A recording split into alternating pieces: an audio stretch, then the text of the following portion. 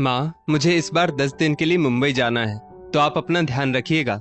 मैंने आपकी सारी दवाइयाँ लाकर रख दी हैं, टाइम से ले लीजिएगा, क्योंकि अगर मेरे पीछे से आप बीमार पड़ गई तो मेरी पत्नी मीना के लिए परेशानी हो जाएगी।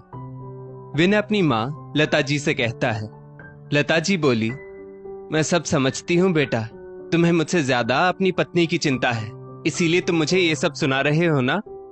विनय हंसते हुए बोला, क्या माँ, आपकी ये मजाक करने की आदत जाएगी नहीं, और आपकी ये मजाक की आदत कहीं किसी दिन हम पर भारी ना पड़ जाए तो जरा संभल के, कहीं मीना नाराज ना हो जाए।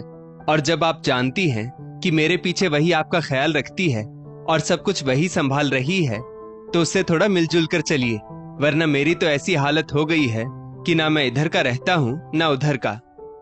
तभी विनय की पत्नी मीना विनय का बैग लेकर बाहर आई और आश्चर्य से विनय की तरफ देखते हुए बोली, इनको समझा रहे हो? जानते हो ना आप, माँ जी वही करती हैं जो उनकी इच्छा होती है, फिर चाहे सामने वाले को कितना भी बुरा क्यों ना लगे। तो आप बस अपने काम पर ध्यान देना। ये लो बैग, इसमें मैंने रास्ते का खाना भी रख दिया है, तो समय पर खा लेना और यहाँ की चिंता मत करना। लता जी बोली, हाँ हाँ बेटा, यहाँ की चिंता मत करना, क्योंकि इस घर पर तुम्हारी बीवी का राज जो चलता है, पर शायद वो भूल रही है कि अभी भी इस घर की मालकिन मैं ही हूं। विनय हंसते हुए बोला, माँ आप भी ना। इतना कहते हुए उसने अपना बैग उठाया और चला गया। अभी विनय को गए हुए कुछ घंटे ही हुए होंगे कि दोनों सास बहू में फिर से अनबन हो गई और गुस्से में मीना रसोई में जाकर सब्जी काटने लगी और बड़बड़ाने लगी, बस बहुत हुआ, बर्दाश्त की भी हद होती है। दिन रात इस बुढ़िया की सेवा में लगे रहो और ये मेरी शिकायत अपने बेटे से करती है। इसे क्या लगता है अपने बेटे को बहला फुसला कर ये अपनी तरफ कर लेगी? अरे भूल जाओ, शादी के बाद कोई भी लड़का अपनी माँ का बेटा कम बीवी का पति ज्यादा होता है। आने दो लौट कर विनय को, सारी बात क्लियर कर लूंगी। हर बात पर मुझे रोकती टोकती रहती है, मैं क्या इनकी गुलाम हूँ? चाहे जो हो जाए, आज से मैं इस बुढ़िया का कोई काम नहीं करूंगी। मीना की आवाज रसोई से बाहर जा रही थी। दूसरे कमरे में बैठी मीना की सास लता जी सब सुन रही थी। उनकी आंखों में भी नाराजगी की चमक थी, पर बहू की बातों से ध्यान हटाकर वो राम नाम का जाप करने लगी और बोली, देखना बहू, मुझे कोसते कोसते कहीं अपना हाथ मत काट लेना, वरना इसका इल्जाम भी तुम मुझ पर ही लगा दोगी। उनकी बात सुनकर मीना को और गुस्सा आने लगा। उसके हाथ सब्जी काटने में इतने तेज चल रहे थे कि मानो उस गुस्से का असर चाकू पर भी हो रहा हो, और वो फिर गुस्से में बोली, दिन रात बस हर वक्त बकबक करती रहती है, काम की ना काज की, दुश्मन अनाज की। कितना भी कर लो, इनकी नजर में मेरी किसी बात की कोई कद्र ही नहीं है। मीना काम के साथ साथ इतना बोल रही थी कि लता जी से रहा नहीं गया, और फिर उनकी आवाज आई, बहू, एक ही काम कर करके तुम थक गई होगी, तो जब सब्जी काटना हो जाए तो मेरे लिए जरा चाय बना देना।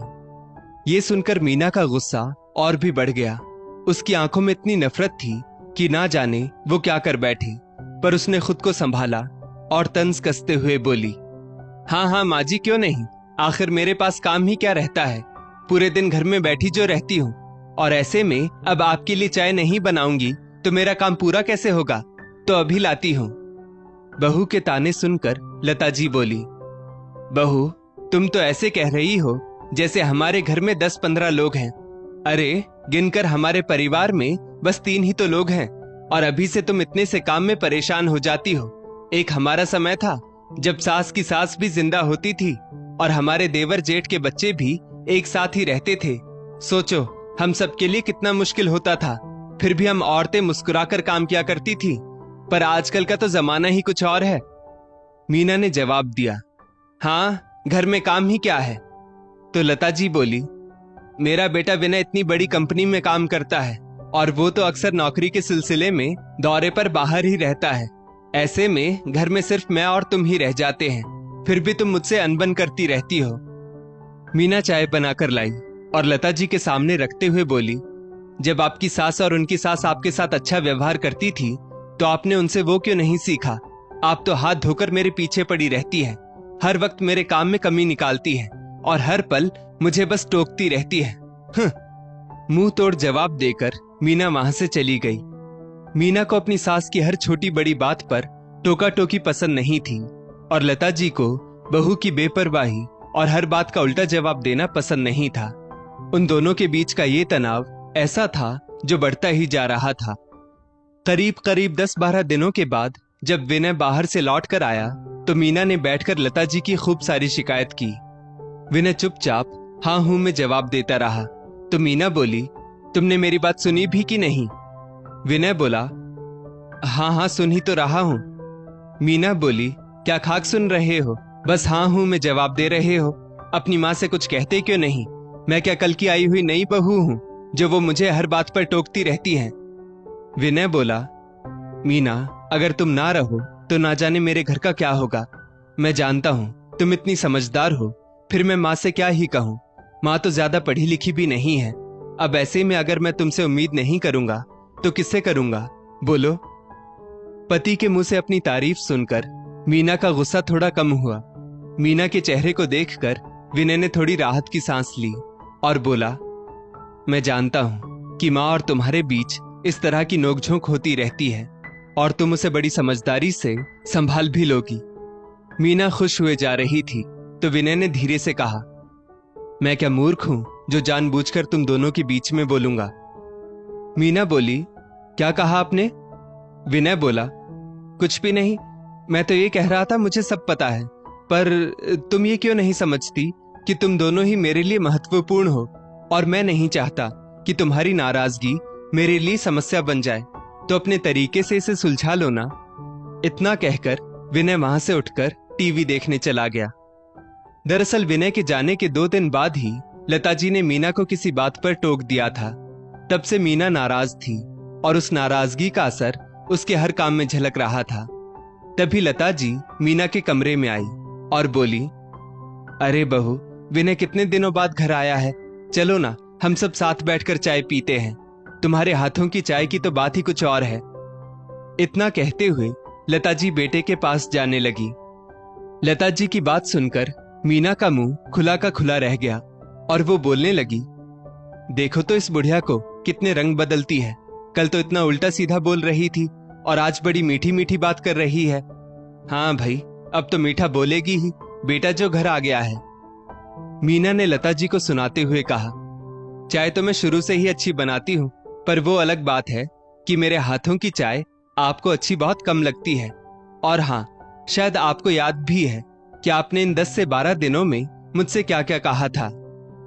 लता जी कुछ पल के लिए रुकी, फिर शांत स्वर में बोली, बहू, मुझे तो याद नहीं कि मैंने कल तक क्या कहा था, लेकिन जो भी कहा होगा तेरे भले के लिए ही कहा होगा ना। और बहू, मैं तो जो कुछ भी कहती हूँ तुझे अपना समझकर ही तो कहती हूँ। क्यों बेटा विनय, मैं सही कह रही हूं ना? विनय धीरे से बोला, माँ मुझे क्यों इन सब में फंसाती हो?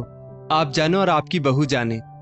इतना कहकर वो टीवी देखने लगा तो लता जी बोली, जानती हो बहू, सब कहते हैं कि तुम मेरी बहू हो, पर लगता नहीं कि तुम मेरी बहू हो। मीना के कान खड़े हो गए।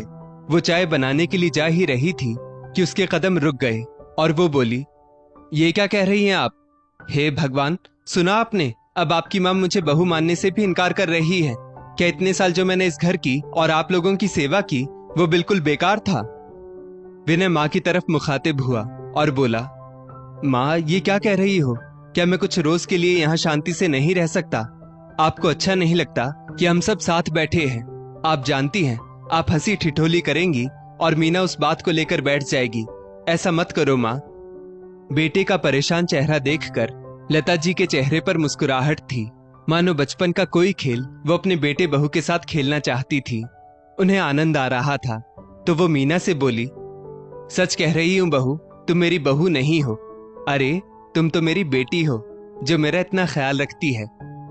विनय हैरानी से मां की तरफ देखने लगा तो लता जी बोली, हाँ सच कह रही हूं, ये मेरी बहू नहीं, ये तो मेरी बहन है जो मुझसे लड़ती है, झगड़ती है, और तो और ये मेरी वो माँ है जो इतने अच्छे से मेरा ख्याल रखती है। सच बहू, तुम तो मेरी वो पक्की सहेली हो जो मेरे अकेलेपन की साथी हो, जो अपने दिल की बात मुझसे कहती हो और मेरी बात सुनती भी हो। और अगर मैंने कुछ कह भी दिया तो क्या तुम अपनी इस बूढ़ी माँ को माफ नहीं कर सकती? क्या कोई बेटी अपनी माँ से इतने दिनों तक नाराज रहती है? बोलो। अब मेरी उम्र ही कितनी बची है, ना जाने किस दिन अचानक से चली जाऊंगी। तब देखना, तुम ही मुझे सबसे ज्यादा याद करोगी, विनय से भी ज्यादा। लता जी की बातें मीना के दिल को छू गई। वो बिल्कुल सुन्न हो गई थी। विनय माँ की बातें सुनकर बस टकटकी लगाए उन्हें देख रहा था। वहीं दूसरी तरफ मीना की आंखों में आंसू आ गए। उसे अचानक एहसास हुआ कि सासू माँ की हर बात के पीछे सच्चा प्यार और अपनापन था, जिसे वो आज तक समझ ही नहीं पाई थी। विनय कुछ कहता उससे पहले मीना दौड़कर लता जी के पास आई और उनको गले से लगाकर रोने लगी और रोते रोते बोली, माँ जी, आपको पूरा हक है अपनी इस बेटी को डांटने का और हर गलत बात पर रोकने टोकने का, पर बस एक आखिरी बार मुझे माफ कर दो माँ।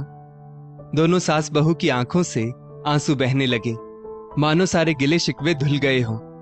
लता जी अपने आंचल से मीना के आंसू पोंछते हुए बोली, जानती हो बहू, सास अगर माँ का रूप ले ले तो बहू को तो छोड़ो, बेटे और बाकी लोगों के लिए भी यकीन करना थोड़ा मुश्किल हो जाता है।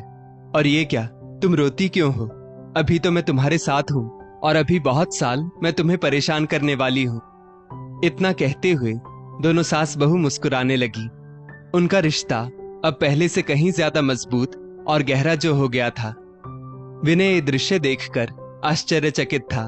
उसे यकीन नहीं हो रहा था कि जो सास और बहू कुछ देर पहले तक एक दूसरे से नाराज थी, एक दूसरे पर आरोप लगा रही थी, वे अब एक दूसरे के गले लगकर रो रही हैं।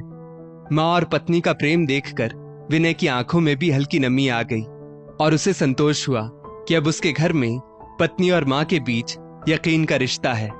अंत भला तो सब भला। दोस्तों, इस स्टोरी को लेकर आपकी क्या राय है, नीचे कमेंट करके जरूर बताइएगा। और ऐसी ही और भी बेहतरीन वीडियोस के लिए हमारा पेज जरूर फॉलो करें।